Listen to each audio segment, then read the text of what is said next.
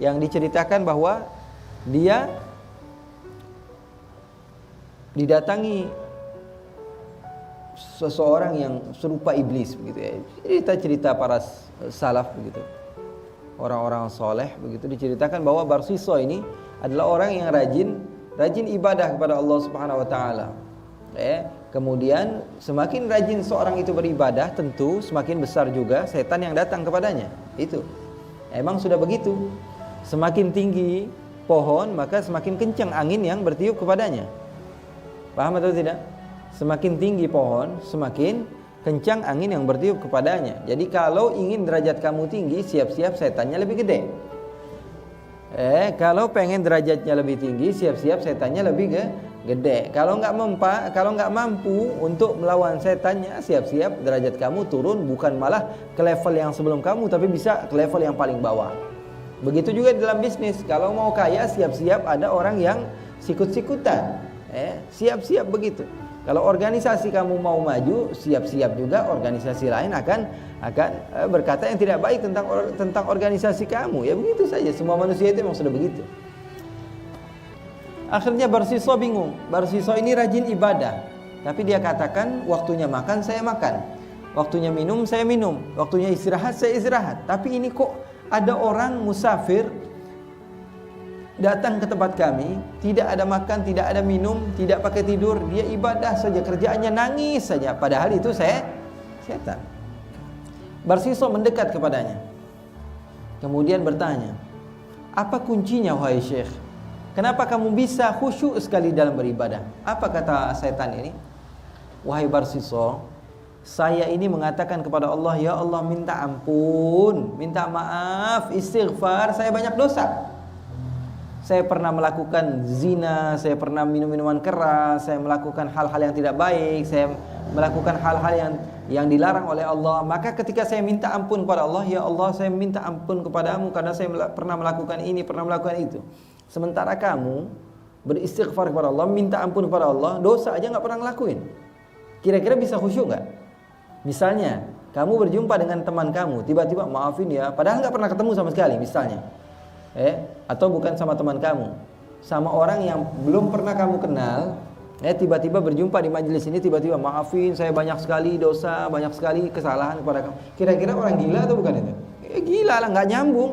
Kenal enggak, apa enggak, tiba-tiba minta maaf. Tapi kalau sama orang yang benar-benar kamu kenal dan kamu sering menyakiti dia, kemudian kamu minta maaf kepadanya, minta maaf itu datangnya pasti dari dalam hati. Maka kata setan ini kepada Barsiso, saya setelah melakukan maksiat, saya minta ampun sama Allah, ikhlas dari hati saya. Dan saya bisa membayangkan apa yang pernah saya lakukan sehingga membawa kepada hati saya, lalu saya menangis.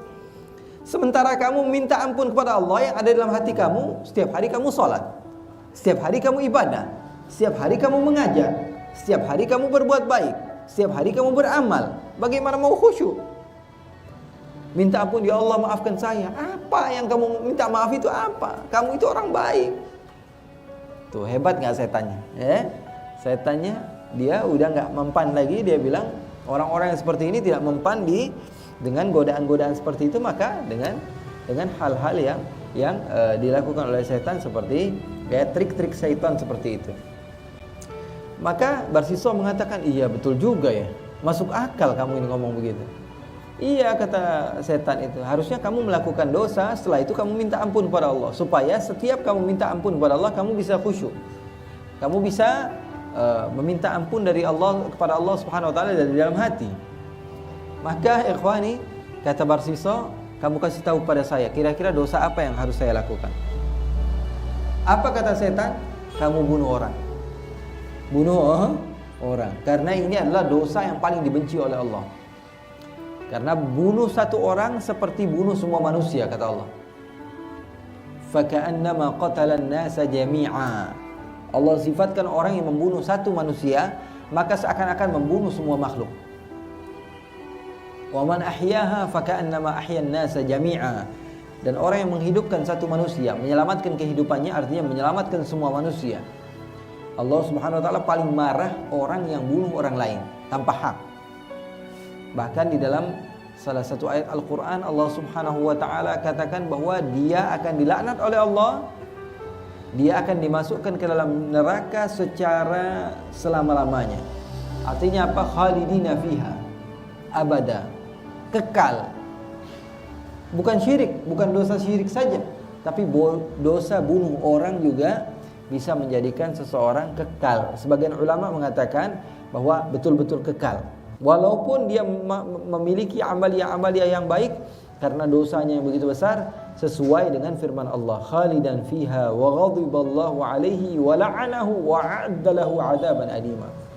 Orang yang dia membunuh manusia secara sengaja, maka Allah Subhanahu wa taala akan murka kepadanya, dan Allah akan melaknat kepadanya, dan Allah akan siapkan kepadanya siksaan-siksaan yang pedih, dan dia akan kekal selama-lamanya di neraka. Na'udzubillah min dzalik. Tapi ulama, jumhur ulama, hampir kebanyakan ulama, mereka meyakini yang kekal di dalam neraka tidaklah ada kecuali mereka-mereka yang syirik kepada Allah. Sisanya bisa keluar dari api neraka. Tapi ini ancaman juga bagi kita. Jangan sampailah Allah menyelamatkan, mudah-mudahan Allah menyelamatkan tangan kita daripada kesengajaan atau ketidaksengajaan di dalam membunuh manusia karena dosanya begitu besar di sisi Allah. Akhirnya Barsisa ditawarkan, wahai Barsisa, lakukan bunuh orang. Kata Barsisa, enggak mau, bunuh orang terlalu kejam. Nanti apa kata manusia? Saya seorang ulama besar, seorang guru, seorang yang dianggap rajin ibadah, membunuh orang. Saya takut kepada Allah dan takut ucapan-ucapan manusia. Maka kata setan tadi, kalau kamu tidak mau membunuh orang, kamu berzina. Apa kata Barsisa? Ma'adzallah, saya berlindung kepada Allah, mana mungkin saya berzina. Kata setan, kalau begitu ya sudah, kamu minum minuman keras saja. Bingung Barsisa. Saya nggak berani minum minuman keras. Kata setan, pinter. Kamu minum minuman keras, masuk ke kamar, kamu minum, jangan ada yang lihat. Habis itu kamu mabuk, kamu kunci pintu, jangan sampai ada orang yang berjumpa dengan kamu. Setelah itu kamu mandi, kamu bersih-bersih, minta maaf sama Allah, minta ampun pada Allah. Setan, pinter nggak? Dikemas dengan baik oleh setan sehingga nampak seperti kebenaran, kebaikan, padahal isinya kebatilan. Akhirnya Barsisa berpikir, iya, daripada saya bunuh, daripada saya berzina, lebih baik saya minum minuman keras. Sepertinya ini lebih mudah dan juga bisa dilakukan tanpa ada orang lain. Artinya apa? Antara dia saja sama Allah. Akhirnya dia di rumahnya dia cari satu tempat di mana tidak ada manusia, dia tidak jumpa. Akhirnya apa yang dia lakukan? Dia pergi keluar kampung dia. Sampai di satu tempat, di situ dia mengira bahwa tidak ada lagi orang yang mengenal dia, dia cari warung minum minuman keras. Dia duduk, dia melihat warung itu nggak ada siapa-siapa kecuali orang yang melayani dia, yang menuangkan minuman tersebut, dan ternyata wanita. Akhirnya apa? Barsisa mengatakan, berikan saya minuman sedikit saja. Akhirnya diberikan minuman. Ketagihan, berikan sedikit lagi, berikan sedikit. Habis itu berikan sedikit lagi, berikan sedikit lagi. Akhirnya dia setelah minum dia mabuk. Apa yang dia lakukan? Dia berzina dengan wanita tersebut. Setelah dia mabuk, dia berzina dengan wanita yang di warung tersebut. Setelah berzina dengan wanita yang ada di warung tersebut, suaminya datang, marah. Akhirnya perang antara Barsisa dengan suaminya. Si suami ini dibunuh oleh Barsisa. Tuh lihat, dia lebih memilih sesuatu yang bagi dia amatlah remeh, padahal mudaratnya ataupun bahayanya minuman keras ini jauh lebih besar daripada membunuh dan berzina. Karena dengan melakukan atau meminum minuman keras tersebut, seseorang bisa saja berzina dan melakukan dosa yang besar.